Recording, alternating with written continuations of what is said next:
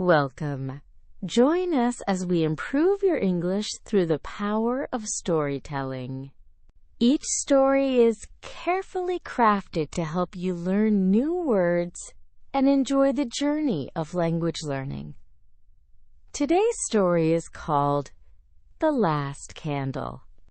First, enjoy the complete story without interruption. Then, stay until the end, where we will review important vocabulary words from the story together. You will learn the pronunciation, meaning, and how to use each word in sentences. Now sit back, relax, and let's begin the story. The Last Candle. Long ago, there lived a young woman named Maya in a mountain village where winters were long and harsh.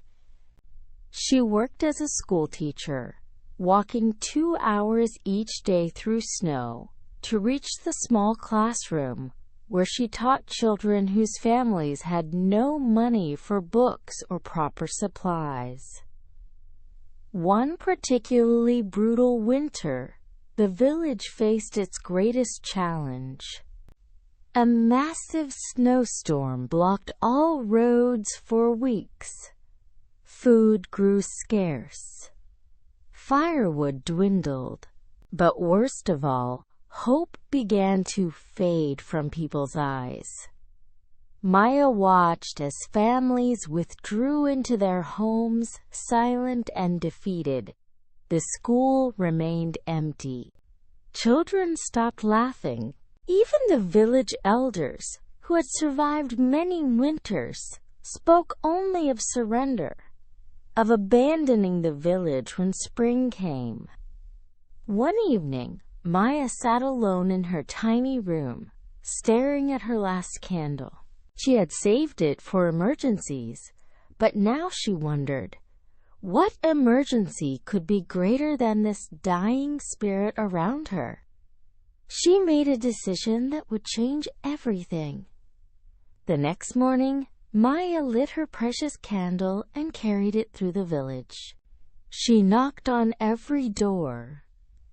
"Come to the school tonight," she told each family. "I have something important to share." That night, curious despite their despair, villagers gathered in the cold classroom. Maya stood before them, her single candle burning on the teacher's desk, the only light in the darkness. "I have nothing to give you," she began, her voice steady. "No food, no firewood, no solutions to our problems. All I have is this one candle and a story." She told them about a seed buried deep in frozen ground.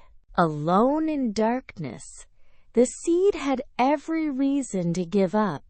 It was surrounded by ice, crushed by soil, unable to see any sign that life was possible.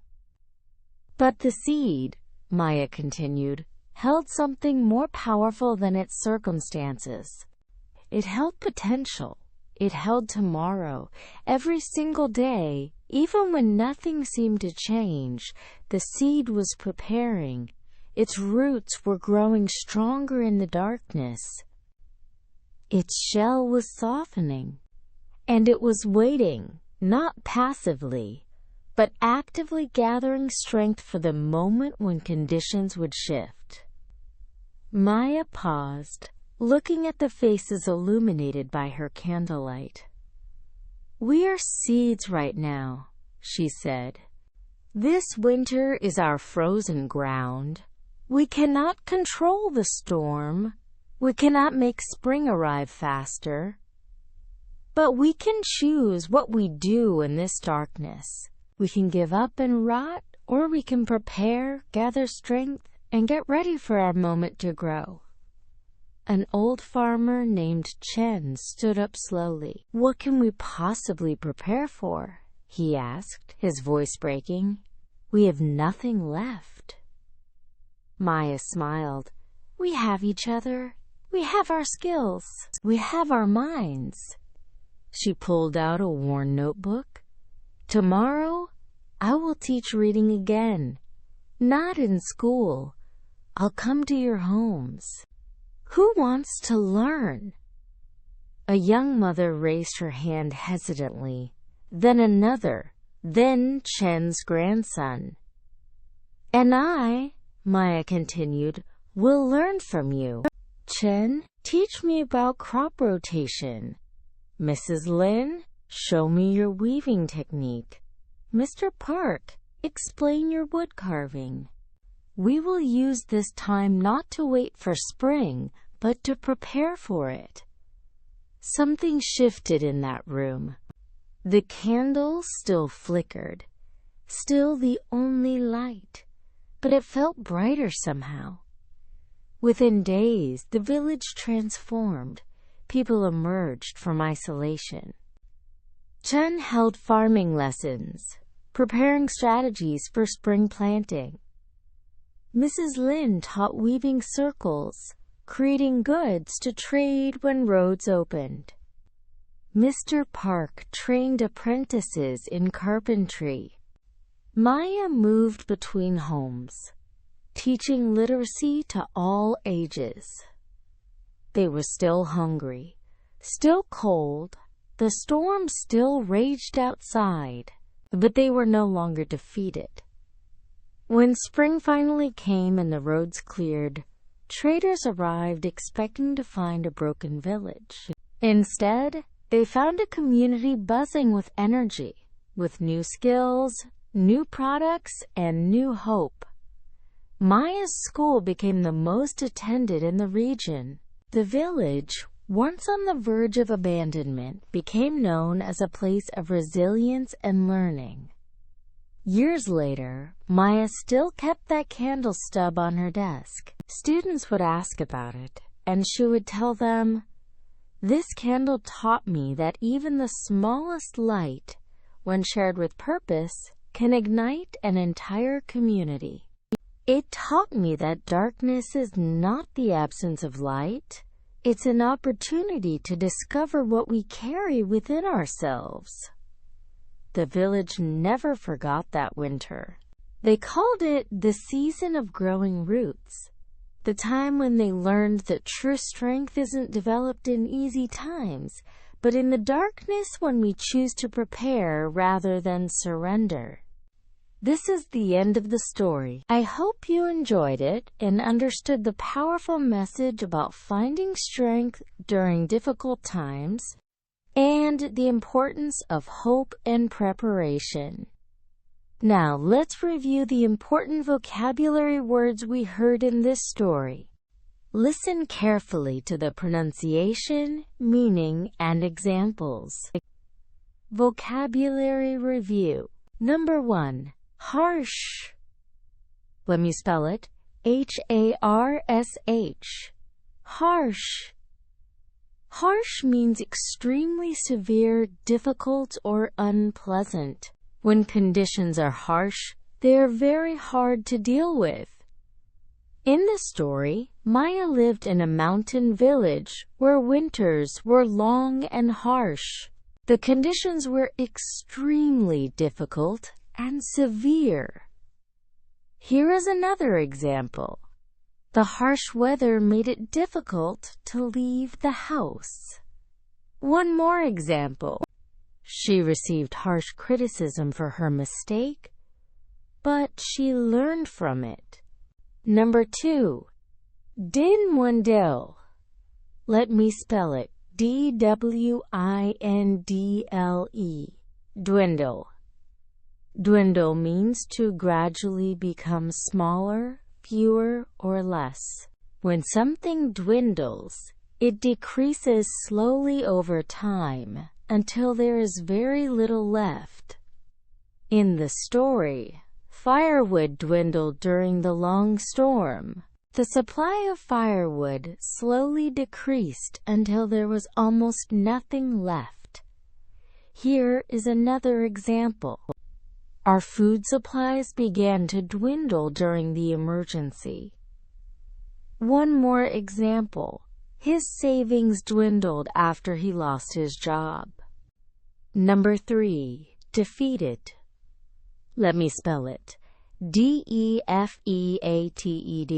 Defeated.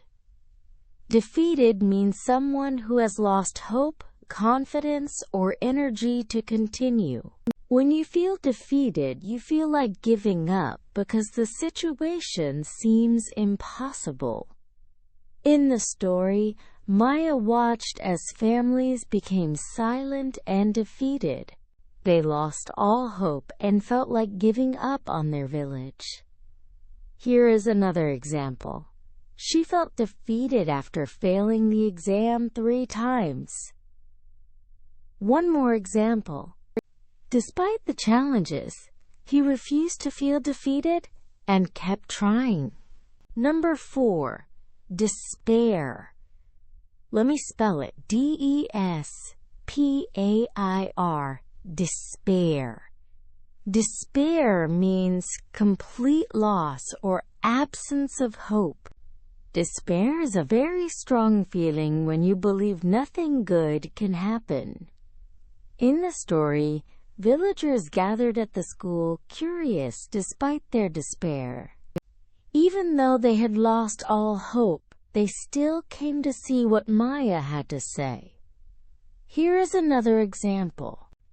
In moments of despair, it is important to remember that situations can change. One more example. She felt despair when she thought she would never achieve her dream. Number 5. Potential. Let me spell it. Potential. Potential. Potential means the hidden qualities or abilities that are capable of being developed or used in the future. Your potential is what you are capable of becoming or achieving. In the story, Maya said the seed held potential. The seed had hidden abilities inside it that could grow into something beautiful in the future. Here is another example. Every person has unlimited potential within them. One more example. The young athlete showed great potential to become a champion. Number 6. Resilience. Let me spell it. Resilience.